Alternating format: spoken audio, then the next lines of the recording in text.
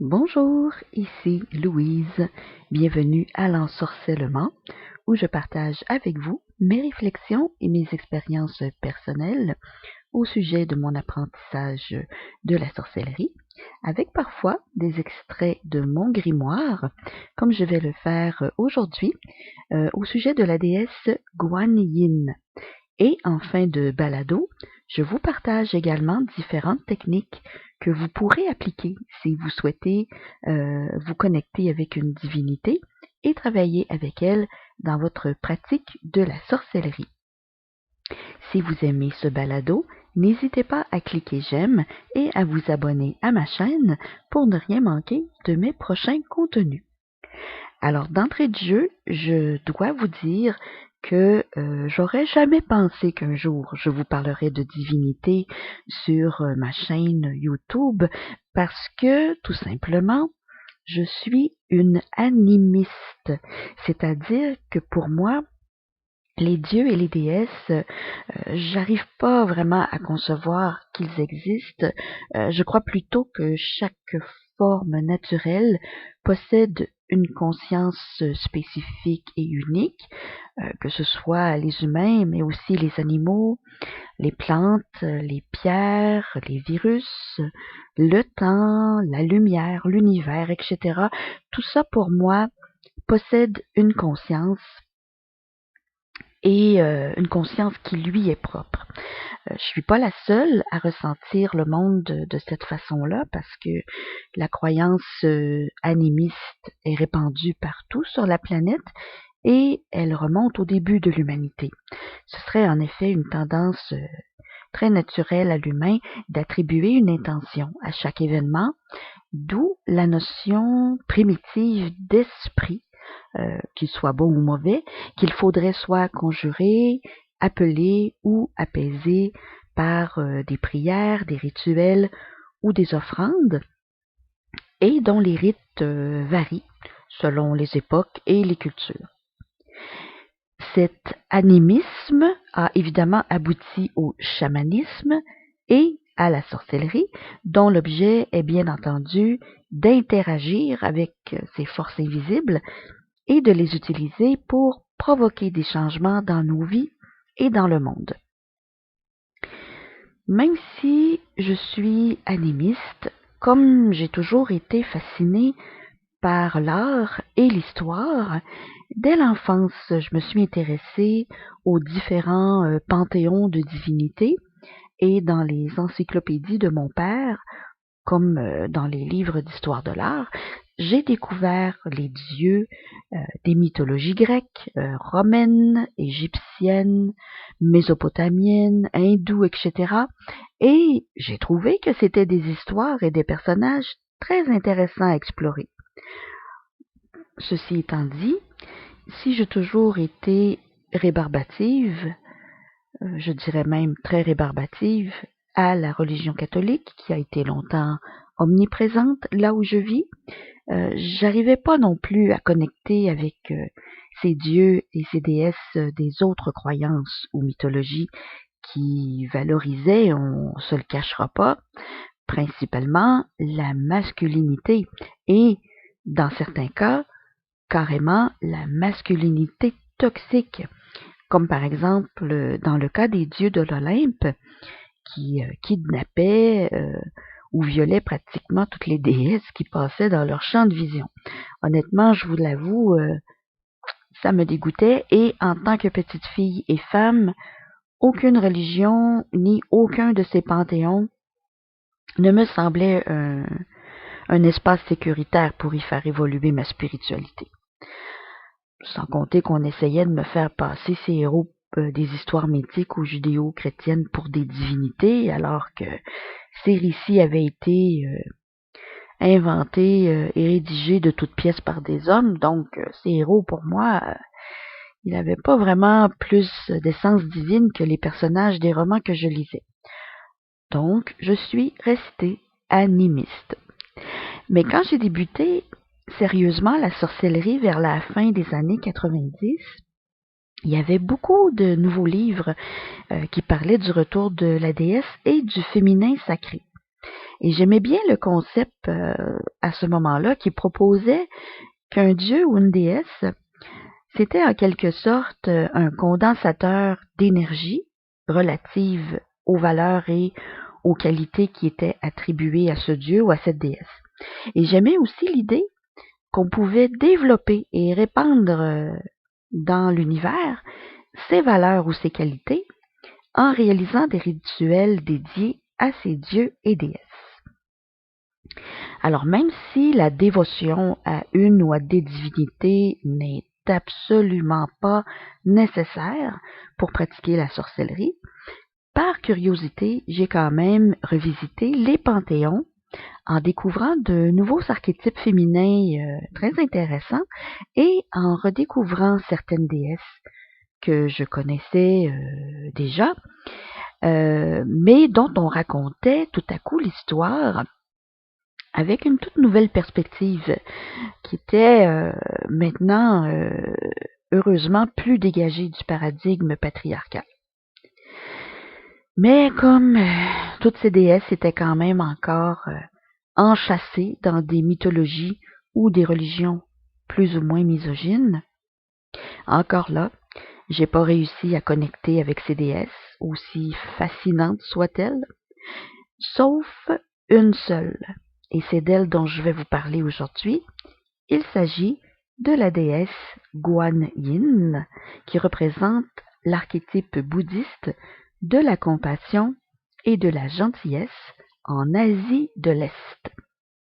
Bon, je vous le confirme, je ne suis pas du tout intéressée par la religion bouddhique, pas plus que je ne le suis de n'importe quelle autre religion, parce que pour moi, les maîtres ou les prêtres qui imposent des hiérarchies et des dogmes, ça ne fonctionne tout simplement pas avec mon tempérament. Par contre, il y a une version de l'histoire de Guan Yin qui m'a vraiment touchée et c'est celle que je vais vous raconter maintenant. Donc, dans la tradition bouddhiste, Guan Yin est un bodhisattva, c'est-à-dire un homme sage qui a franchi tous les degrés de la perfection, sauf le dernier, qui ferait de lui un Bouddha. Mais à la différence de l'Inde, d'où cet homme sage est originaire, la représentation de Guan Yin en Chine, en Corée, au Japon et au Vietnam est de genre féminin plutôt que masculin, ce qui est une grande rareté dans le bouddhisme. En fait, selon certains récits, Guan Yin aurait en effet délibérément choisi de devenir une femme en affirmant que les femmes avaient le droit, elles aussi, d'atteindre l'élévation spirituelle. Donc, Guan Yin, on pourrait dire que c'est en quelque sorte une déesse trans, si on veut. Elle est aussi appelée la déesse de la miséricorde, et Guan Yin est l'une des rares divinités à faire partie sans aucun problème de plusieurs religions en Asie. On trouve en effet son image ou sa représentation autant sur les autels bouddhistes que sur les autels du confucianisme ou sur les lieux taoïstes et les sites shintoïstes. En mandarin, son nom, Guan Yin, est un diminutif de Guan Shi Yin, qui pourrait être traduit par celle qui écoute les lamentations de l'univers. Et on la représente le plus souvent drapée dans une longue robe blanche qui la couvre de la tête aux pieds, et elle est coiffée d'un chignon noué sur le sommet de sa tête. Comme tous les bodhisattvas, Guan Yin a fait des vœux au moment de son parcours spirituel. D'abord, Guan Yin a fait le vœu de s'assurer que tous les êtres vivants, sans exception, soient libérés de la souffrance et des cycles de réincarnation avant de se permettre elle-même d'atteindre l'état de Bouddha. Et pour les pratiquants du bouddhisme, ça, c'est un engagement exceptionnel, étant donné que Guan Yin sera en fait la dernière à quitter le bateau de notre univers en s'assurant d'abord que chacun d'entre nous, jusqu'au dernier, soit sain et sauf spirituellement parlant. Elle ne laissera personne derrière notre chère Guan Yin. Son autre vœu aurait été celui-ci. Je reviendrai de vie en vie pour soulager la souffrance, auquel elle aurait ajouté sans jamais sombrer dans le désespoir. Et c'est ce petit ajout personnel concernant la résistance face au désespoir qui m'a particulièrement interpellée. Dans cette version de son histoire, on dit qu'après avoir complété son apprentissage auprès de son maître, le Bouddha Amitabha, Guan Yin a travaillé à soulager la souffrance, d'abord sur le plan terrestre, puis sur le plan des enfers et aussi sur le plan divin. Et alors qu'elle était dans le plan divin, elle se serait penchée vers la terre pour la regarder et elle y aurait vu autant de violence, de colère, de conflit, de haine et de souffrance qu'avant son passage pour nous soulager. Elle aurait alors levé les bras au ciel en s'écriant « À quoi bon ?» Et, à cet instant même, elle aurait été éjectée du plan divin, elle aurait perdu conscience et sa tête aurait éclaté en 1000 morceaux répandus dans tout l'univers.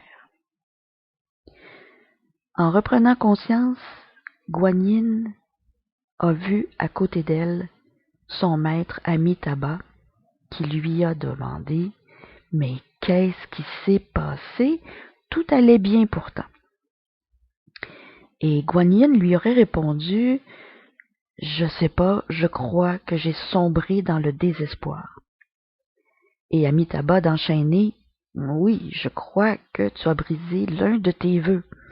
Qu'est-ce qu'on peut faire pour réparer ça ensemble, toi et moi, élève et maître? » Alors, comme Guan Yin lui a réaffirmé son désir de reprendre son travail pour alléger la souffrance dans tous les plans de l'univers, Amitabha et Guan Yin ont collaboré pour retrouver et réassembler les milliers de morceaux éparpillés de la tête de Guan Yin afin de lui permettre de poursuivre son travail de compassion. Ce qui m'a frappé dans cette histoire de Guan Yin, c'est que, bien qu'elle était une sage bodhisattva, à 2 doigts de devenir un Bouddha, elle a été quand même en proie au désespoir quand elle a constaté l'état lamentable du monde sur la terre, où la souffrance persistait malgré son travail de compassion. Et je me suis reconnue dans cette émotion de désespoir de Guan Yin face au monde dans lequel on vit. Mais ce que j'aime dans la morale de ce récit, c'est que même si toutes les souffrances du monde nous semblent complètement injustes et franchement insupportables, et qu'elles nous tombent dessus sans ménagement, qu'elles pulvérisent nos espoirs, le récit nous dit que la meilleure façon d'y réagir, c'est qu'il faut simplement se reconstruire avec bienveillance, patiemment, morceau par morceau, en acceptant l'aide qu'on nous donne et en se remettant au travail de notre vie afin de grandir en sagesse à la mesure de nos capacités. Si cette histoire de Guan Yin m'a beaucoup touchée et m'a donné envie de travailler avec elle dans ma pratique en sorcellerie en tant que personnification et condensatrice de l'énergie de la compassion et de la gentillesse, il va sans dire que connecter avec un archétype divin, c'est pas du tout évident pour une animiste comme moi. Mais, quoi qu'il en soit, pour entrer en contact avec Guan Yin, j'ai expérimenté plusieurs recommandations de sorcières qui travaillent régulièrement avec des dieux et des déesses et je vous partage ces techniques ici. Dans un premier temps, la plupart des sorcières que j'ai consultées donnent toujours ce premier conseil. Si vous souhaitez travailler avec une divinité, choisissez-la vous-même en fonction de ses caractéristiques et des valeurs qu'elle représente. Attendez pas qu'elle vous choisisse ou qu'elle se manifeste d'elle-même dans vos rêves ou par des signes extraordinaires. Vous risquez d'attendre assez longtemps afin de recevoir un jour ce type de manifestation, parce que si elles ne sont pas impossibles, elles restent quand même assez rares. Et pour pouvoir choisir la divinité qui vous convient le mieux à votre tempérament de sorcière, on ne s'en sort pas. Vous devez faire beaucoup de recherches et de lectures au sujet des différents panthéons. Une fois que votre divinité a été choisie, il est recommandé de lui faire un petit autel spécifique ou de lui réserver un emplacement sur votre autel de sorcière. Dans mon cas, j'ai d'abord utilisé une image de Guanyin sur mon autel, mais je trouvais que cette représentation sur papier, c'était vraiment limitatif, selon moi, pour un archétype divin d'envergure cosmique comme Guanyin. Alors j'ai plutôt opté au final pour une bougie blanche avec une fragrance assez intense de lotus et de bois de oud. Et à la lumière de la flamme, avec la fragrance, j'ajoute les ondes vibratoires du chant de mon bol tibétain, et tout ça, ça réussit à constituer pour moi les éléments qui permettront à Guanyin de se manifester quand je veux communiquer avec elle. Pour moi, cette combinaison-là fonctionne mieux qu'une effigie.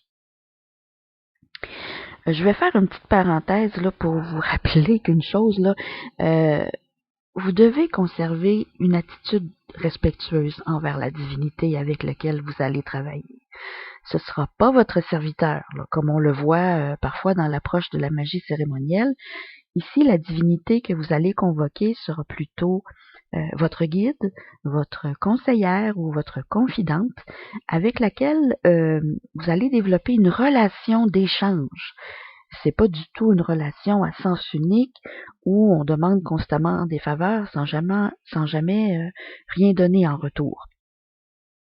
Et comme dans n'importe quelle relation, pour que ça fonctionne, ça demande de la sincérité, de l'engagement, de la constance et surtout du temps. Alors, pour renforcer dans le temps votre lien avec la divinité choisie, ça peut être utile de bien vous familiariser avec son pays d'origine ou ses principaux lieux de dévotion. Dans mon cas, avec Guanyin, j'ai exploré certains aspects de la culture en Asie, surtout à travers les arts visuels anciens que je reproduis parfois dans mes carnets de dessin pendant certains rituels. Aussi à travers la musique traditionnelle, surtout les pièces de flûte japonaises et de guqin chinois que j'aime beaucoup. Je visionne aussi régulièrement des films ou des téléséries qui proviennent de la Chine, du Japon ou de la Corée, et je regarde des reportages de voyages en Asie pour en contempler les paysages. Ça me permet de bien connecter avec l'univers d'origine de Guanyin. Dans les autres actions possibles pour développer une relation avec une divinité, on peut établir une liste de correspondances pour renforcer le travail magique avec la divinité. Par exemple, vous pouvez faire une liste de végétaux, de cristaux, de couleurs, d'aliments, d'encens, d'objets divinatoires qui peuvent symboliser les valeurs et les énergies personnifiées par la divinité. On peut aussi concocter en son honneur une huile magique avec des herbes selon les correspondances qu'on aura établies. On peut rédiger des prières, des lettres, des incantations à la divinité qui exprimeront les raisons pour lesquelles on souhaite cette relation avec elle et ce qu'on espère que cette relation va nous apporter. Et dans le cas de Guanyin, il existe même un mantra sanskrit qui lui est dédié Donc, on peut le réciter un peu comme si on composait un numéro de téléphone pour la rejoindre. Il s'agit du mantra Om Mani Padme Hum. On peut aussi laisser des offrandes à la divinité afin d'exprimer notre gratitude. Donc, vous pouvez laisser ces offrandes sur votre autel. Pour ma part, mes offrandes sont habituellement un petit bol d'eau fraîche et des boutons de rose séchés. On peut aussi réaliser un rituel à la divinité le jour de son anniversaire. Ce peut être une date connue ou une date que vous lui attribuerez vous-même. Dans le cas de Guan Yin, si ça vous intéresse, son anniversaire est toujours célébré par les bouddhistes le 19e jour du 2e mois lunaire, donc en 2021, ce sera le 31 mars. Mais les dates varient d'une année à l'autre. On peut évidemment personnifier dans nos comportements les valeurs et les attributs de la divinité, et on peut utiliser un outil divinatoire pour dialoguer avec elle. Dans le cas de Guan Yin, en Asie, on utilise surtout des petits blocs de bois en forme de croissant de lune peints en rouge pour recevoir ses guidances. On peut remplacer ces blocs de bois par deux petites coquilles de palourde, par exemple. Mais l'usage d'un tarot, d'un pendule, de runes, d'osselets ou de tout autre outil divinatoire, ça peut aussi très bien faire l'affaire pour communiquer avec une divinité selon ses caractéristiques. On peut également dédier un cahier de notes spécifique à cette divinité où on consignera toutes nos interactions avec elle. Et enfin, sachez que le travail avec une divinité, ça peut prendre du temps et que c'est une relation qui peut avoir un début et une fin. Donc, ne vous sentez pas mal si un jour vous avez tout d'un coup la certitude d'avoir terminé votre travail avec une divinité. Dans ce cas-là, remerciez-la et laissez son énergie retourner paisiblement à l'univers. Voilà, j'espère que ces informations sauront vous inspirer dans votre travail avec les divinités. Vous m'en donnerez des nouvelles dans la section des commentaires. À bientôt!